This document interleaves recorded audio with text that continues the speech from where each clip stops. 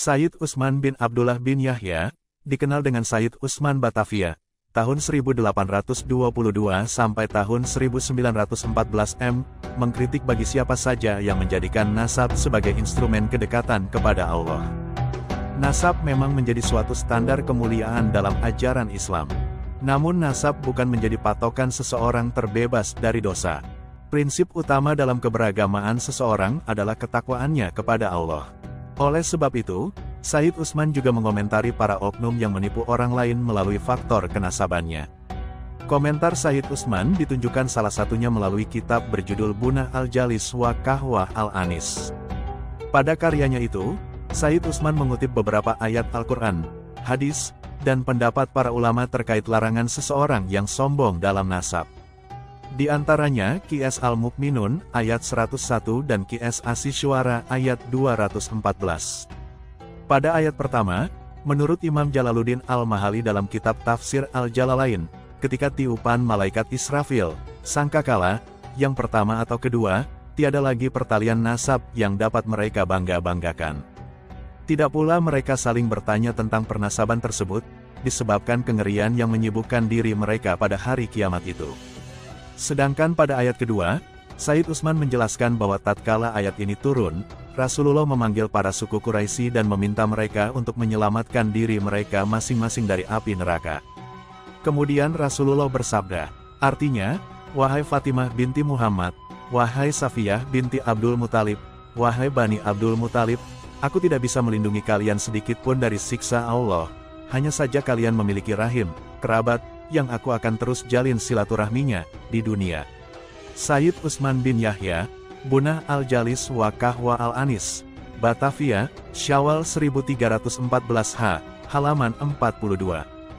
Tidak hanya itu, Sayyid Utsman bahkan mengkritik para ahlul bait yang merasa aman dengan kefasikan sebab berpegang pada kesalehan bapaknya. Dalam hal ini, ia mengutip ungkapan Imam Al-Ghazali dalam kitab Ihya Ulumuddin, yaitu, artinya, Imam Al-Ghazali berkata, boleh jadi mereka yang menyandarkan harapan dengan berpegang pada kesalehan dan ketinggian derajat bapak-bapak mereka, seperti tertipunya, sebagian, keturunan Alawiyah dengan nasab mereka, tapi bertentangan dengan perilaku bapak-bapak mereka dalam ketakutan, ketakwaan, dan kewarakan kepada Allah, dan menduga bahwa mereka lebih mulia di sisi Allah dari bapak-bapak mereka. Padahal bapak-bapak mereka dengan derajat kewarakan dan ketakwaan yang tinggi, tetap merasa takut akan siksa Allah. Sedangkan mereka dengan perilaku yang amat keji dan fasik, tetap merasa aman. Boleh jadi hal tersebut adalah puncak tipuan kepada Allah. Yahya, Bunah al-Jalis wa Kahwah al-Anis, halaman 43.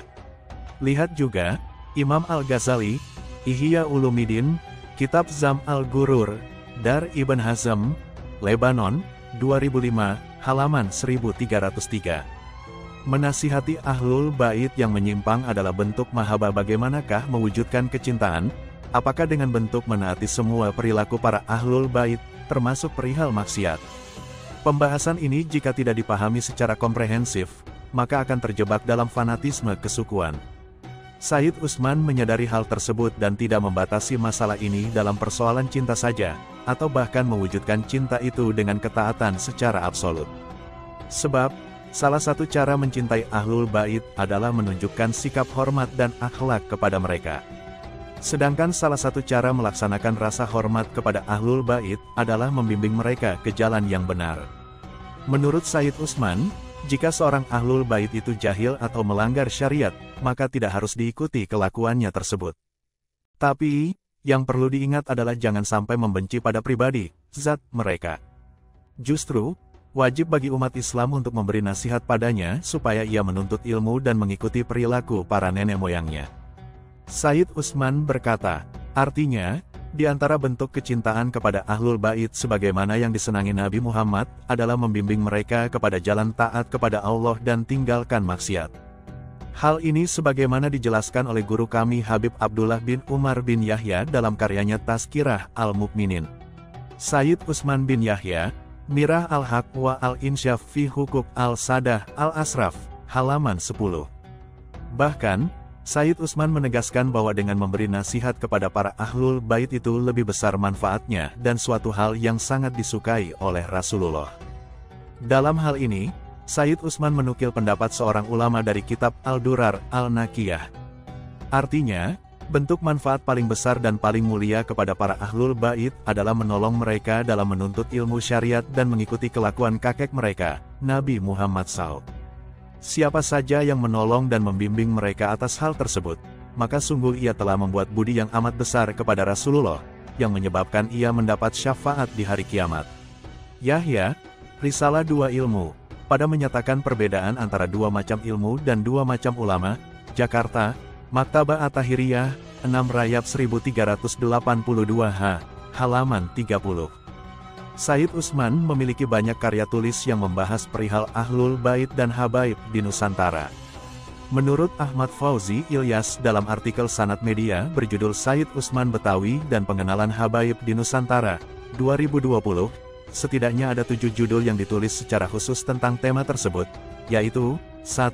Mirah al-Haqwa al-Insyaf fi Hukuk al-Sadah al-Asraf, cermin kebenaran tentang sejumlah hak yang dimiliki para habib yang mulia, 1331H. 2. Hadis keluarga, terhimpun di dalamnya hadis-hadis yang dinukil dari kitab-kitab hadis yang muktamad. 3. Qaul al-Haq al-Basirah fi Ana al-Mujtari, Habis al-Sarirah, ucapan yang benar bahwa berani menyakiti para habaib adalah orang yang buruk perangainya, 1331H. 4. Hazihi al-asilah alati waradat ala al-Sayyid Utsman wa tuliba minhu al-jawab, kumpulan fatwa Sayyid Utsman atas beberapa pertanyaan yang diajukan kepadanya, 1310H. 5. Simal syuzur wa al-jawahir fi hol tahsis al-nuzur li al-sadah al-atahir, kalung emas dan mutiara, perihal dibolehkan memberikan kepada para Sayyid, Habib agar terpenuhi sebuah nazar, 1294H. 6. Al-Silsilah Al-Nabawiyah fi Asanid Al-Sadah Al-Alawiyah ila Jadihim Al-Mustafa Khair Al-Bariyah Sallallahu Alaihi Wasallam, genealogi habaib sampai kepada kakek mereka, Nabi Muhammad SAW, 1301H. 7.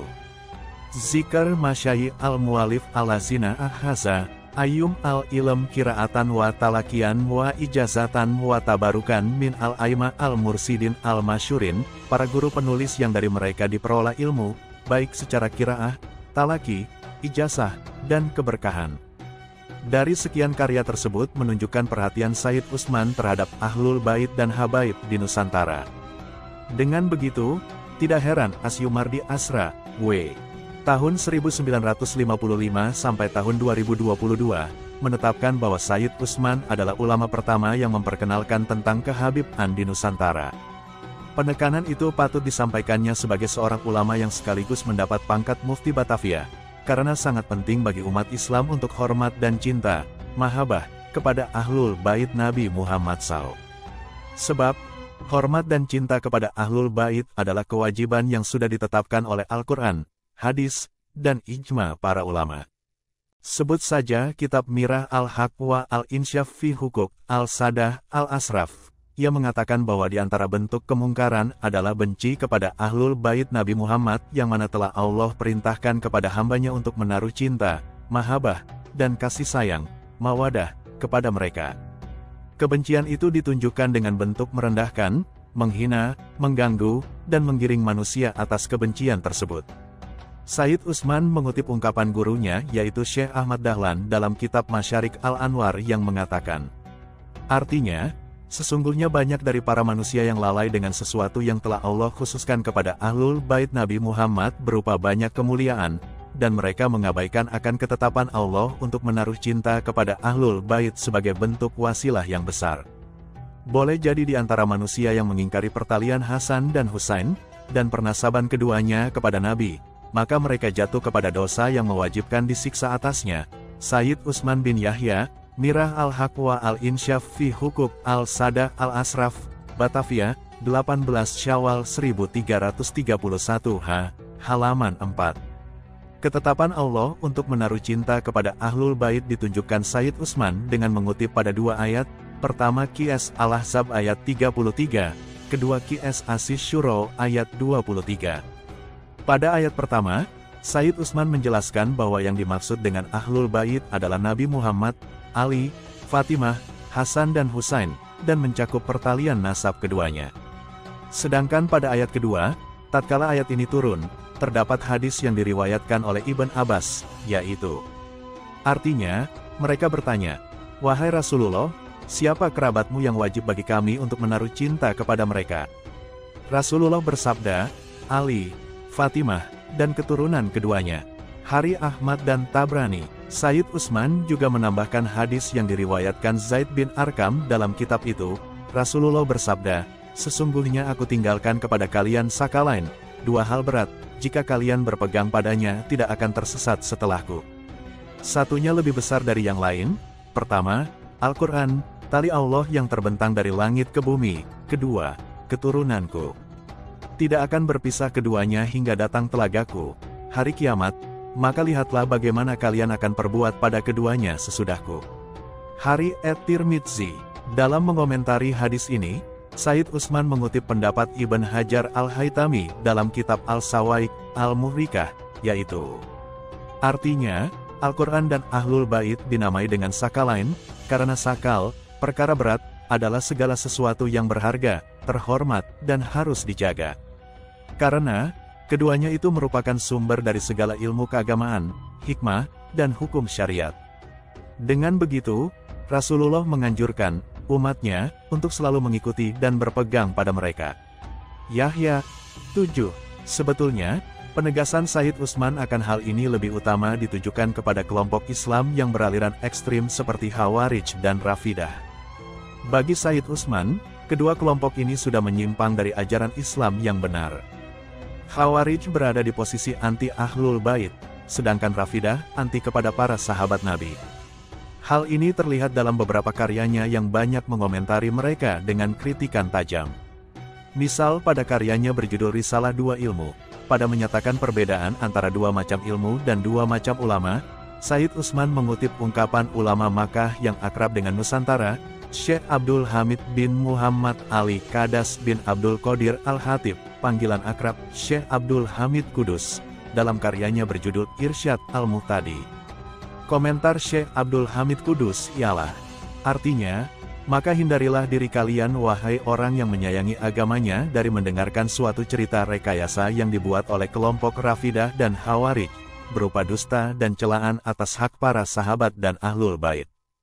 Karena Ahlu Sunnah wal Jamaah, mereka adalah orang-orang yang mengetahui kebenaran yang bersumber pada Al-Quran dan Sunnah Nabi, bukannya menyesatkan dan menghujat salah satu dari mereka. Sungguh telah datang segala hadis atas orang-orang yang menghujat itu sebagai makhluk yang amat jahat dan anjing penduduk neraka. Abdul Hamid bin Muhammad Ali Kadas, Irsyad Al-Muhtadi ila Syar Kifayah Al-Muhtadi, tanpa tahun, halaman 104. Kritik Sayyid Utsman terkait pernasaban ini sangat jelas. Memberikan ancaman bagi siapa saja yang sombong terhadap nasabnya, bahkan dari kalangan Ahlul Bait. Sayyid Utsman juga menegaskan, saling menasihati dalam ketakwaan kepada Allah adalah prinsip yang tidak bisa dipisah oleh siapapun. Karena, takwa adalah wasiat Allah yang merata kepada makhluknya sampai hari kiamat. Termasuk Ahlul Bait, dengan menasihati dan membimbing mereka yang telah menyimpang dari kebenaran kepada jalan ketakwaan, adalah bentuk cinta, mahabbah, yang Allah perintahkan kepada umat Islam untuk mewujudkannya. Soal Ahlul Bait, ada jaminan di dalam Al-Quran bahwa keturunan Rasulullah masih berlaku dan hal ini disepakati. Namun, di sisi lain, ada orang yang bukan keturunan Nabi Muhammad, tapi dianggap keluarga Nabi oleh Nabi, yaitu sahabat Salman Al-Farisi. Sebagaimana diketahui, Salman Al-Farisi bukan darah daging Rasulullah SAW. Salman juga bukan keturunan suku Quraisy, melainkan orang Persia. Namun, Salman diakui Nabi Muhammad sebagai Ahlul Baitnya.